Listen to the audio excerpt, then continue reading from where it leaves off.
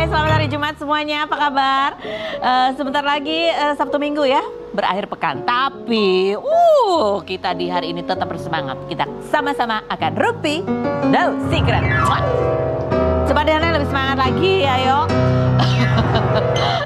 Ada beberapa tamu yang akan kita ajak berbincang-bincang dengan berbagai cerita ya, termasuk tadi tuh highlightnya udah lihat kan beberapa di antaranya. Tapi kita kebocokan dulu untuk membahas berita-berita yang hot, baik yang datang dari dunia nyata maupun dari dunia maya. Ada apa yang ramai? Yang lagi ramai itu kebetulan juga aku lihat kemarin ya, Marshanda update di vlognya di YouTube channelnya dia. Dia akhirnya bercerita apa yang terjadi dengan Marshanda pada saat dia ke Amerika beberapa bulan yang lalu, yang sempat rame tuh di posting temennya, ada yang sampai lapor ke Pak Jokowi, ke Joe Biden gitu-gitu ya, karena Marshanda itu tidak bisa dihubungi, dianggap hilang gitulah tanda kutip ya. Nah dari penjelasan itu Marshanda ungkap dia memang kemudian temennya itu menghubungi 911, terus didatengin ambulans, sampai akhirnya berujung Marshanda itu dibawa ke mental health facilities gitu ya, atau apa ya itu namanya ya, rumah sakit untuk mental health gitu kan, dari tanggal 27 Juni sampai 11 Juli, which is itu lama banget ya, 2 minggu, sampai dia harus membayar hampir 300 juta rupiah begitu ya dari treatment itu. Dan itu dia bilang itu ya nggak menyenangkan lah, itu pengalaman yang tidak menyenangkan gitu ya. Seperti apa sih klarifikasi ya Marshanda, kenapa dia sampai harus diteleponin 911, dia tuh lagi ngapain sebenarnya, ada apa sih? Kita cuplikan ya berikut ini. Kalau mau lebih lengkap ke YouTube channelnya Marshanda. Itu ada cuplikannya ya, lebih panjangnya, lebih jelasnya, lebih afdolnya langsung aja menuju ke YouTube channelnya Marshanda ya. Jadi apa sih penyebabnya? Tapi di YouTube itu memang dijelasin Marshanda itu lagi mau nurunin dosis obatnya gitu kan. Terus ada juga beberapa pola makan yang dia lakukan. Terus pokoknya pada saat di LA itu sebenarnya kondisinya agak lagi nggak stabil begitu ya, agak lagi nggak stabil, sehingga kemungkinan memang wajar temannya itu jadi panik gitu ketika dia nggak bisa dihubungin gara-gara teleponnya dia tinggal di penginapan, bukan di aplikasi naruhnya. Gimana sih? Masa ditaruh di aplikasi? Ditaruh di penginapannya dia gitu, makanya dia dihubungin nggak bisa, akhirnya dipanggil 911. Tapi ada hikmah baiknya sebetulnya yang Marshanda ceritakan, bahwa kemudian setelah dia masuk ke mental health facilities itu obatnya diganti gitu ya, sehingga dia ngerasa dia menjadi lebih stabil. Dan dari dia posting itu dia bilang beberapa hari lagi dia baru akan konsul lagi ke psikiaternya gitu kan. Tapi itu menyebabkan hubungan dia sama Sheila dan David itu jadi agak renggang gitu ya. Pokoknya dia menghindarilah komunikasi, karena ketika mereka berkomunikasi agak terjadi friksi, mungkin masih terjadi salah paham. Nah si Sheila itu akhirnya posting juga nih ya, dari setelah si Marshanda bikin cerita klarifikasi, dia posting ini dari Sheila. Dia posting respon suaminya David gitu sambil mengcapture ini penjelasannya Marshanda. Pokoknya si David itu kecewa ya, kenapa sih kok dia begitu banget gitu ya. Sementara Marshanda juga kesel karena ngerasa dia dimarah-marahin sama David gitu ya. Iya. Sementara Sheila tuh yang adalah sahabatnya Marshanda gitu kan. Jadi dia kayaknya juga bingung. Tapi ya seperti kita tahu beberapa kali juga diposting sama Sheila. Sheila kan juga pernah minta maaf ya ke keluarganya, itu juga diposting kan. Aku nggak tahu apa yang dimaksud Marshanda dengan tidak minta maaf. Maksudnya inginin seperti apa Marshanda, terus apa yang sebetulnya membuat Marshanda tuh marah banget gitu ya. Bukan marah banget ya. Marshanda berusaha untuk memaafkan, tetapi ada hal yang membuat dia akhirnya menjaga jarak. Apa sih yang membuat berat buat Marshanda dari apa yang dilakukan oleh kedua temannya itu? Nanti Senin kita akan, insya Allah ya, Marshanda akan datang. Marshanda, Senin ya, benar ya, awas. Kita tanya lebih detail lagi. Oke, kalau gitu kita langsung ke bintang tamu kita yang pertama. Ada Bonge dan Ibunda Bonge. Ini Bonge juga lagi rame kemarin ya. Tadi baru di Lambe Turah rame banget. Katanya, Bonge kalau sekarang kalau diwawancara susah ditarik-tarik sama manajemennya. Ada apa sih Bonge? Ada kisah apa dengan Bonge dan ibundanya? Kita lihat profilnya berikut ini. Eka Saputra atau Bonge, kepanjangan dari bocah asal Bojonggede berusia 15 tahun ini merupakan salah satu ikon Citayam Fashion Week yang awalnya hanya menongkrong di kawasan Dukuh Atas, kemudian viral karena diwawancarai akun kutipan X. Pria yang tidak tamat SD ini setelah viral mendapat tawaran menjadi duta kejaksaan dan beasiswa dari artis hingga pejabat seperti Ridwan Kamil, Sandiaga Uno, dan Ria Ricis. Sulung dari 3 bersaudara yang ayahnya meninggal dunia sejak ia berusia 7 bulan ini sempat menjadi pengamen untuk mencari uang jajan dan membantu keuangan keluarga. Kini Bonge sudah membelikan ibunya motor dan handphone serta membantu biaya pendidikan adik-adiknya. Sebelumnya, Bonge sempat diberitakan mendapat uang 500 juta dari Baim Wong, namun ia mengklarifikasi bahwa uang tersebut untuk pemenang acara Citayam Fashion Week. Benarkah banyak yang hanya memanfaatkan Bonge setelah viral? Dan seperti apa sosok Bonge di mata ibunya? Saksikan kisah selengkapnya hanya di Rumpi No Secret. Oke, kita sudah bersama dengan Bonge dan ini mamanya. Mamanya masih muda banget loh. Bonge, sebelum kita ngobrol tentang kamu dan mama gitu. Ini ada yang lagi rame nih Bonge. Kamu tahu nggak kamu lagi rame banget, ada viral tuh di lambe-lambean. Apaan tuh? Iya kamu, ini coba kita lihat ya. Gara-gara mau diwawancara, udah ditungguin wartawan lama. Tapi kamu nggak bisa kasih wawancara gitu. Ada apa sih sebenarnya ceritanya? Kita lihat dulu. Ada cuplikannya?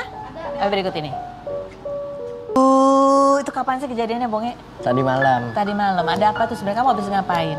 Sebenarnya Bonge habis selesai syuting itu.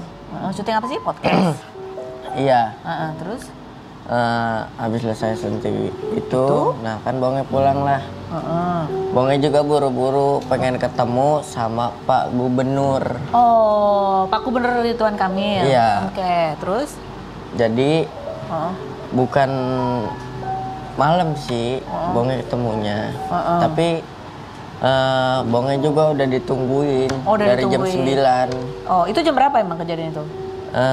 Itu selesai pulang itu. Jam berapa? Nggak tahu. Jam berapa ya? Udah malam banget.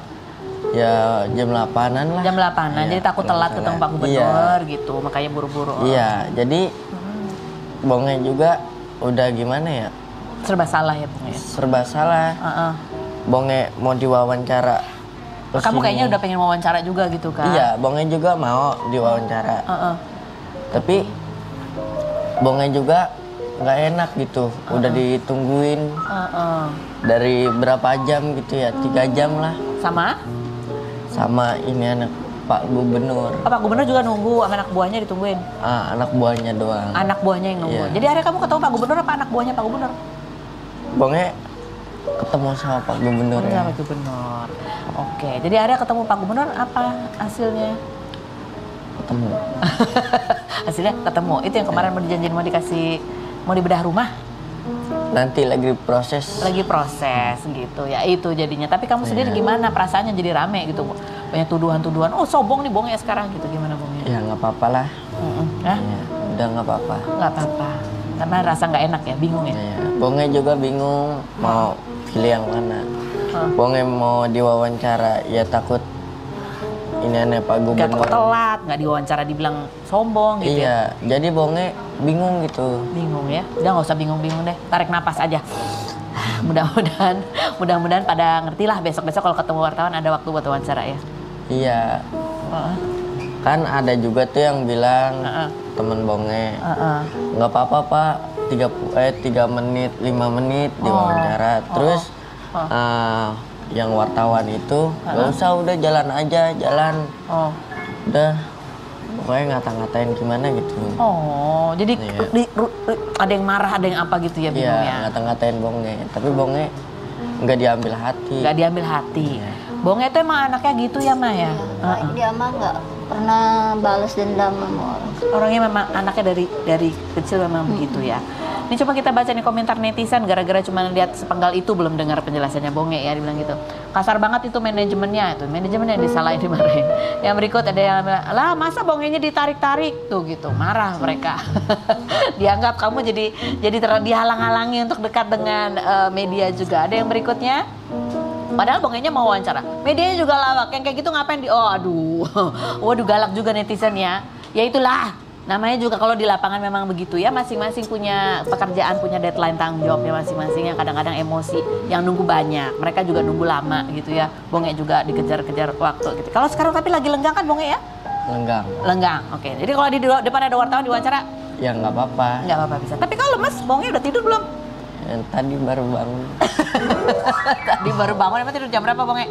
Tidur jam 3. Jam 3 tidur, 3 sore. 3 pagi ya.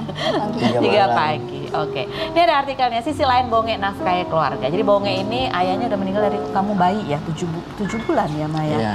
7 bulan. Kamu sekolah juga sampai kelas 3 SD. Dari kelas 3 kamu tapi ngamen itu mencoba membantu cari uang saku tuh dari umur berapa, Bonge? Ya dari umur berapa? 12 apa 10 gitu. 10 tahun. Apa yang membuat Kalau kamu 9 kalau nggak salah. 9. Iya. Apa yang membuat kamu merasa aku harus cari uang sendiri nih gitu? Bonge juga gimana ya? Orang tua udah meninggal kan, Bonge juga belum sempat ketemu sama ayah ya kan. Ya Bonge gimana ya pada saat Bonge dari kecil itu. Bonge pengen belajar gitu nih, kebagian orang tua. Kira Bonge belajar lah. Dulu Bonge tepuk tangan, ngamen, nyanyi-nyanyi, terus pakai botol, ganti-ganti dah.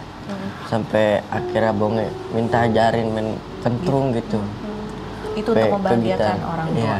Karena kamu ngerasa kamu dari kecil nggak ngeliat bapak kamu. Kamu betul waktu kecil dulu juga sering dibully sama teman-teman. Dia nggak punya bapak gitu. Iya, tapi Bonge nggak mau yang namanya Bonge ambil hati. Tapi sedih pasti. Sedih, dibilang nangis, mau nangis. Sedih. Iya sedih. Kamu nggak pernah marah? Ya, mau gimana lagi dulu Bonge masih kecil. Terus? Kalau dibilang diinin orang tua Bonge, ya Bonge nggak bisa ngelawan. Karena yang ingin Bonge gede. Yang ngata-ngatain kamu tuh gede. Ini Mama juga sempat cerita ya, ini sosok Bonge di mata Mama, di mata kakek neneknya gitu ya. Sosok yang seperti apa sih Bonge? Berubah nggak sih Bonge setelah Bonge ini menjadi sosok ikon dari sebuah fenomena baru di Indonesia? Kita lihat kayak gitu ya. Itu salah satu cuplikan wawancara di cumi-cumi.com ya. Itu ya Mama ya pernah cerita. Mama sendiri pernah kan dia ngamen. Kakek katanya cerita, waktu dia ngamen duitnya diambil orang. Iya. Mama waktu dengar cerita gitu gimana? Sedih lah, namanya anak capek-capek ngamen terus ada orang yang ngambil. Mama lihat Bonge waktu itu berusaha membahagiakan Mama dengan cari uang tuh. Apa yang Mama rasain? Sedih, anak ibarat kata yang masih kecil gitu udah nyari nafkah buat orang tua. Tapi mamanya bangga ya karena dia mau berusaha. Waktu itu ingat dikasih uang berapa pertama-tama sama Bonge? Dulu sama dia, pertama dia ngamen 20 kayak. 20.000. Dia bilang apa waktu itu? Ini buat mama. Dibeliin apa Mah waktu itu? Buat jajan adiknya. Hah? Buat jajan adiknya. Buat jajanin adiknya. Kenapa Bonge sekolah cuma sampai 3 SD Mah? Waktu itu keadaannya seperti apa? Waktu itu bentur biaya, terus sama dia terpengaruh sama teman-temannya. Waktu itu Mama memang masih single parent sendiri aja? Iya, waktu itu aku masih single parent, aku kerja. Kerja apa Mama waktu itu? Waktu itu aku jadi pelayan toko. Pelayan toko. Jadi jarang di rumah? Jarang di rumah, berangkat pagi, pulang malam. Pulang malam. Jadi Bonge ini yang besarkan kakek Yang neneknya? besarin kakek sama neneknya. Kakek sama neneknya. Bonge waktu itu ingat nggak? Kasih Mama 20.000. Kakek nenek dikasih berapa? Kalau dulu kakek masih kerja di Jakarta, narik bajai. Narik bajai. Kamu ngasih duit juga nggak ke kakek dan nenek? Ngasih. Ngasih. Ingat ngasih berapa waktu itu? Berapa? Sama 20. 20 juga rata. Nenek bilang apa? Atau kakek bilang apa? Ya, ini buat jajan. Bonge kan dipanggil sama kakek Eka ya. Ini buat Eka aja jajan. Kata Eka, udah ambil aja kayak. Bonge mah gampang kata Eka. Kamu bilang gitu. Dan sekarang setelah kamu punya penghasilan yang lebih besar, kamu katanya juga beliin Mama motor 2. Iya. Kamu bilang katanya kasihan karena lihat Mama biar nggak pinjem-pinjem lagi motor. Iya. Bonge juga kesian gitu sama orang tua minjem motor ya kan. Takut apa yang rusak kita harus ganti gitu. Pernah begitu? Iya. Pernah gitu. Terus? Banyak meleduk. Hah? Banyak meleduk pecah. Yang meletup. Terus nggak enak sama orang juga gitu. Dan kayak beliin Mama motor. Buat apa Mama motor? Buat kerja? Enggak kerja, aku udah di rumah. Cuman kalau ke rumah kakeknya kan jauh. Jadi kan naik motor. Oke. Bonge cerita dong waktu kamu dipalak itu, waktu kamu ngamen itu ceritanya gimana sih? Kan kamu ditanya mama bilang nggak apa-apa. Kayak gimana? Bukan dipalak sih. Diapain dong? Jadi Bonge tidur di warnet gitu. Terus ini begitu Bonge kan kalau tidur sisa dibangunin.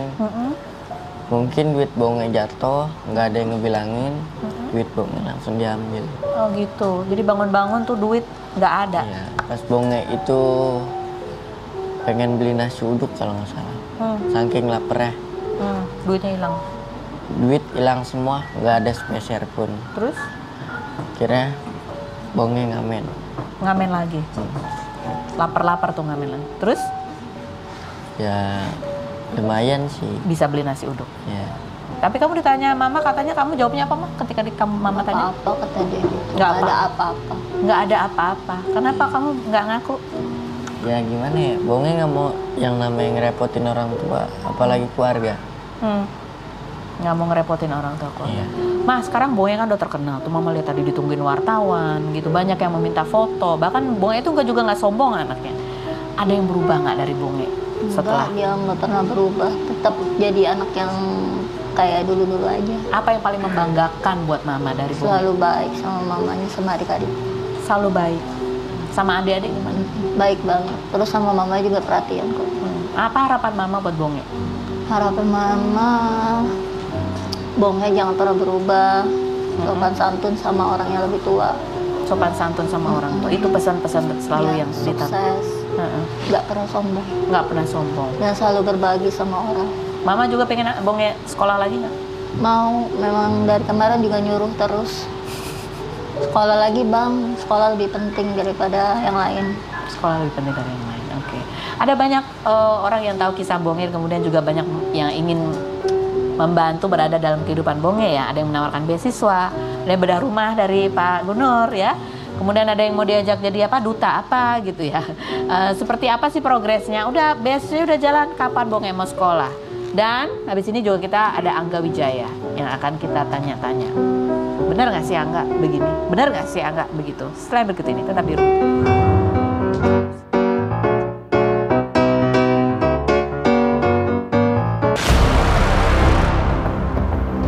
Angga Wijaya, manajer artis berusia 34 tahun yang bertemu Dewi Persik atau DP saat membintangi sinetron Centini tahun 2015 hingga ditawari menjadi manajer ini 1 Agustus kemarin resmi bercerai dari DP setelah menikah hampir 5 tahun sejak September 2017.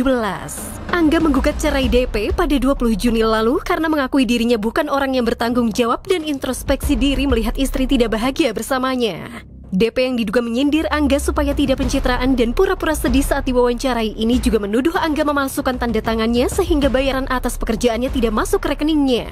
Angga sudah meminta maaf dan mengaku menandatangani kontrak kerja tanpa sepengetahuan DP untuk mempercepat prosesnya karena masih ada 2 pekerjaan yang menyangkut di dirinya sedangkan nomornya sudah diblokir DP. Bagaimana tanggapan Angga jika masalah pemalsuan tanda tangan tersebut dilanjutkan ke jalur hukum? Saksikan kisah selengkapnya hanya di Rumpi No Secret. Baik, kita sudah bersama Angga Wijaya. Kalau kemarin ngomongnya sambil santai, sekarang kita dudukkan dia di kursi ini karena aku ingin mendengar apa yang terlintas cepat di benak kamu Angga Wijaya ketika kamu mendengar aku membacakan kalimat-kalimat durjana berikut ini. Apa yang terlintas cepat di benak kamu Angga ketika kamu mendengar kalimat Angga Wijaya, pencitraan doang, sok baik.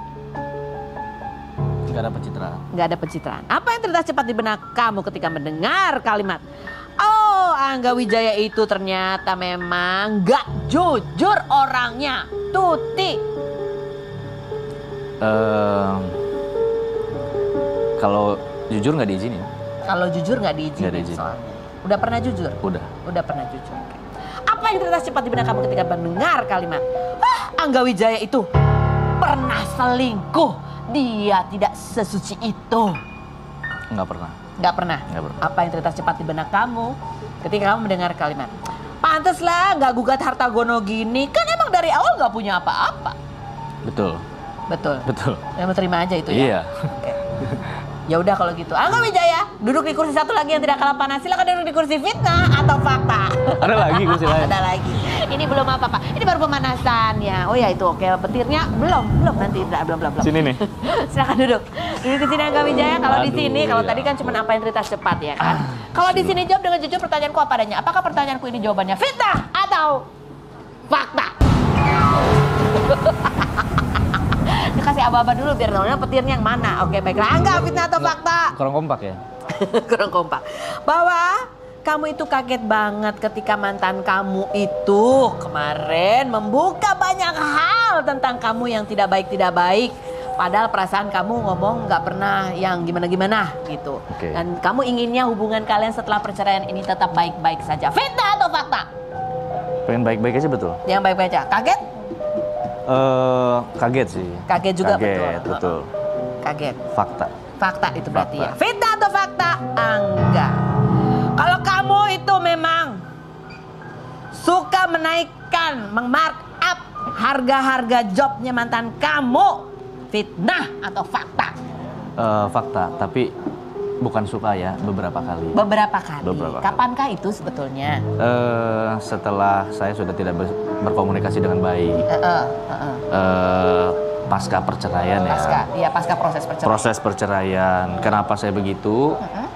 Awalnya saya pikir saya pengen ngambil untung buat pegangan selama di Jakarta. Setelah saya bercerai dan tidak tinggal bersama, tadi saya mau jadikan itu modal untuk saya cari pekerjaan lain atau buka usaha kecil-kecilan lah. Tadinya seperti itu. Tadinya seperti itu. Tadinya. Setelah ternyata nggak berkenan?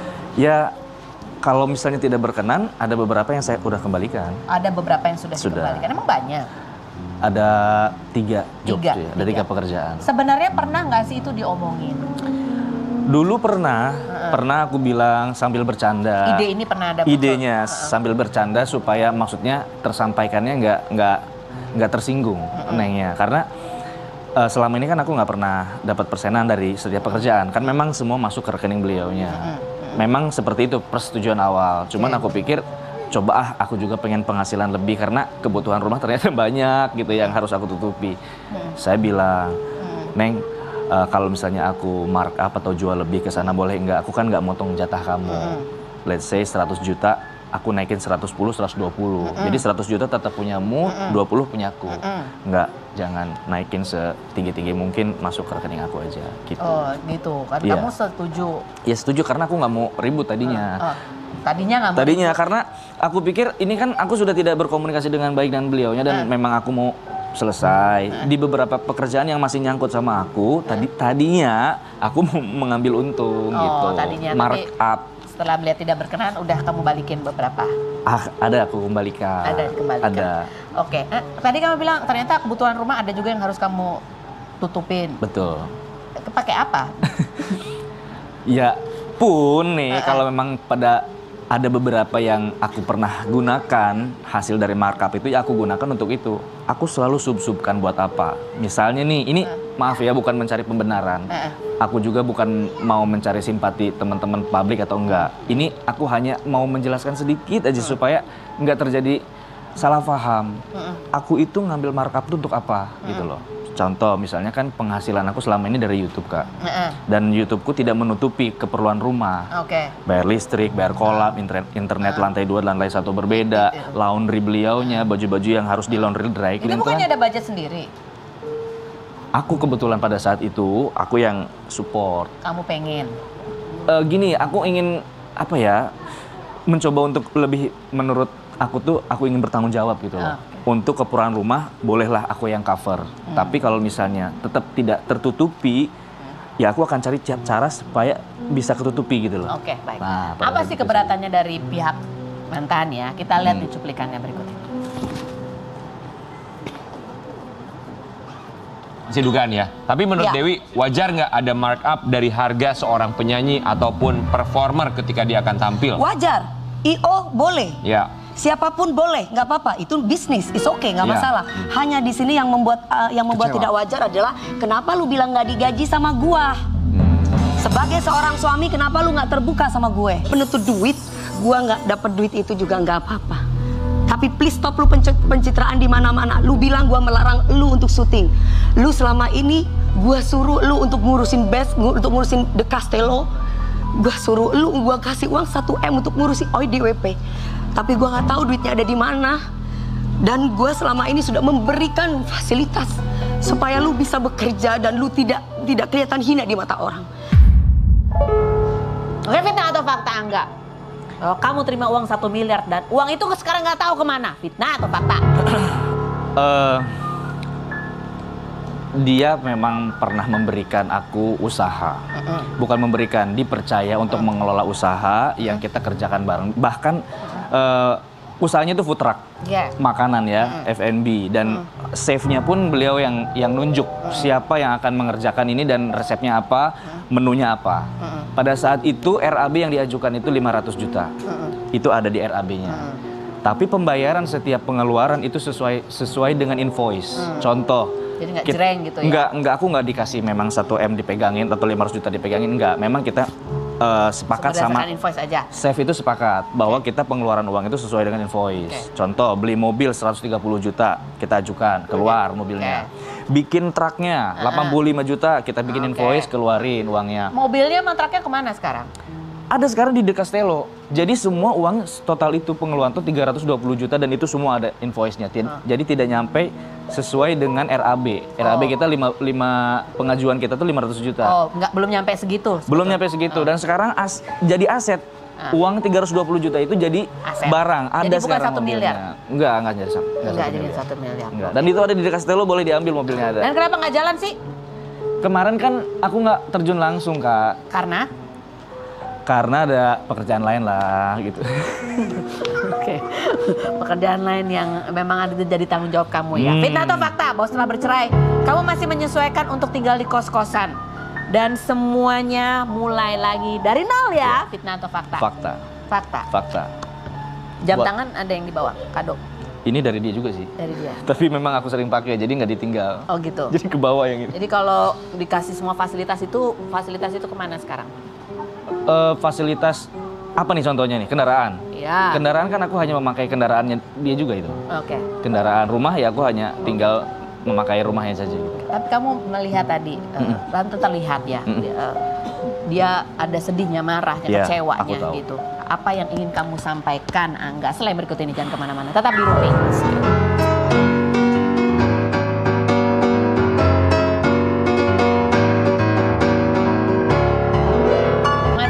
Wijaya ya. Tadi kita sempat lihat ya, ini juga ramai dan viral gitu mantannya Dewi Persik itu mengutarakan kekecewaannya. Dia dengan sedih, ada sedih, kecewa, marah gitu ya. Dia menganggap jangan pencitraan dong, bilang nggak digaji apa segala macam. Padahal aku sudah melakukan sesuatu supaya kamu itu nggak direndahkan orang gitu. Apa yang ingin kamu sampaikan sekarang, Angga Wijaya?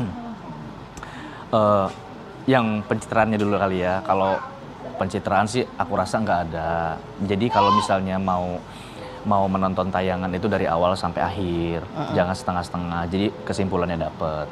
Oke, udah itu biarkanlah ya. Terus yang terpenting sih, jujur terus terang, aku ingin meminta maaf. Yang terutama sama Neng atau Mbak Dewi, aku meminta maaf yang sedalam-dalamnya dari lubuk hatiku yang terdalam. Kemudian buat keluarga besar, Mami Ne, Mas Bin, Mas Fatur, Mbak Andri mungkin yang tahu beritanya. Bang Sandi Arifin selaku kuasa hukum, aku memohon maaf yang sebesar-besarnya atas tindakan aku yang dinilai merugikan, menyakiti hati Neng, mengecewakan hatinya Neng. Aku minta maaf sebesar-besarnya. Besar harapan aku supaya terbuka pintu maaf buat aku dari keluarga juga. Aku pengen semuanya baik-baik aja dan kalaupun diizinkan, kalau boleh aku pengen jadi saudara. Maka dari itu atas tindakan aku kemarin, aku minta maaf yang sebesar-besarnya. Kamu nggak bisa menyampaikan ini secara langsung? Karena komunikasi aku nggak bisa dari dulu. Sudah terputus. Sudah terputus ya, sejak ada proses perceraian kemarin. Iya. Ya mudah-mudahan jadi ya memang yang namanya berpisah itu kan nggak enak. Tapi ya mudah-mudahan menjadi proses, akhirnya mudah-mudahan bisa diluruskan apa yang perlu diluruskan dan bisa menjadi baik-baik aja. Amin. Amin. Yang berikut ini, kita mau wawancara kalau ini suami istri yang happy banget, baru punya anak ketiga, lahirannya di rumah dan itu viral. Ya, kita lihat dulu profilnya berikut ini. Cory Pamela, presenter sekaligus artis berusia 35 tahun yang mengawali karir sebagai pemenang Best Smile dalam ajang Miss Celebrity tahun 2008 ini menikah dengan Umar Syarif Alatas, pesinetron berusia 41 tahun pada Oktober 2009 setelah bertemu dalam satu judul FTV dan kini dikaruniai 3 anak bernama Salim Siasia Walebov, Abdullah Ahzaz Syafiullah, dan Hussein Haiza Syahriar. Pasangan yang hobi olahraga bersama ini 25 Juli lalu viral setelah Umar mengunggah video menemani perjuangan Cory melahirkan di rumah secara normal agar lebih nyaman didampingi orang yang penting di hidupnya yang membuat haru netizen hingga ditonton lebih dari 44 juta kali. Sebelumnya, Cory aktif berolahraga gym di usia kehamilan 9 bulan dan melakukan maternity shoot dengan tema sporty pada 18 Juli kemarin. Benarkah Cory dan Umar pernah mencoba hitungan kalender Cina agar bisa memiliki anak perempuan? Saksikan kisah selengkapnya hanya di Rumpi No Secret. Oke, baik, sudah ada Cory Pamela dan suaminya, ada Mas Umar. Halo. Ini ibu-ibu baru melahirkan bayinya baru 2 minggu bentuknya kayak gini ya. Itu berkat olahraga terus ya.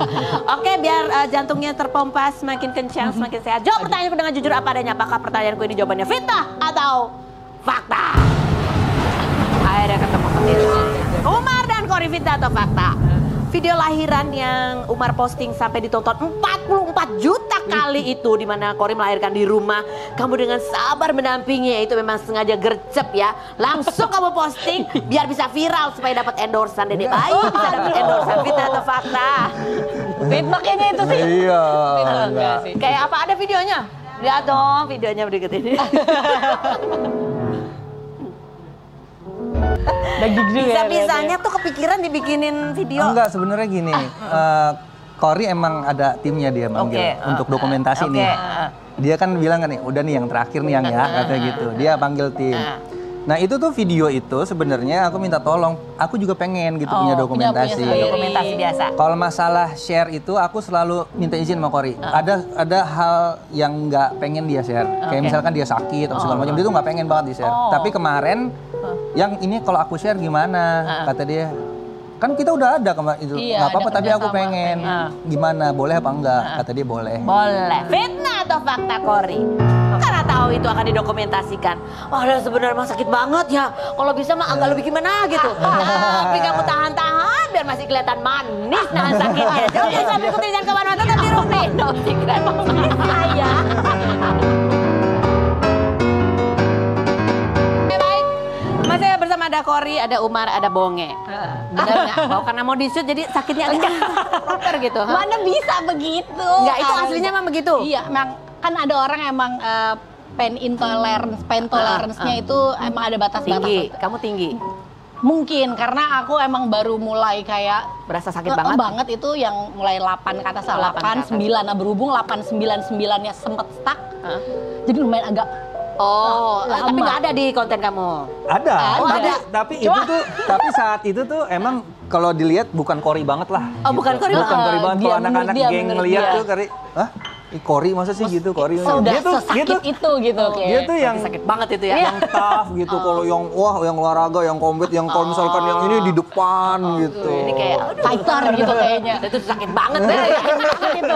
Tapi nggak nyangka ya kalau itu bisa 44 juta dan mungkin sekarang udah lebih. 46. 46. Emang iya? Nggak salah. Nggak menyangka bahwa itu bisa. Nggak nyangka banget. Sama sekali. Nggak nyangka banget, cuman pengen ini Share aja. share Karena sebelumnya udah ada bahagia. video yang di-share hampir mirip. Tapi nggak seramai itu ya, berapa juta ya? Iya, Jutaan juga sih, cuma nggak karena itu kan kayak video klip video aja kan. Nah, kalau yang ini kan ya dia bener-bener yang yang dramanya bener-bener pengen ini drama ini kayak gini gitu. seperti dramanya Bonge. Ya Bonge ya. Iya. Ngomong-ngomong soal lahiran, bentar lagi Bonge ulang tahun loh. Bonge. Lagi Bonge ulang tahun ke-17 ya Bonge. Jadi kamu mau nikah di umur 17 Bonge? Hah? Hah? Nggak jadi ya. Pacarnya siapa sekarang? Rahasia. Rahasia. Pacarnya Soleha. Soleha. Soleha udah benar sekarang. Baik Bonge, Kori. Terima kasih banyak sudah sharing cerita ya. Terima kasih buat Anda semua. Sudah sampai Jumat, ketemu lagi di acara Rupinos.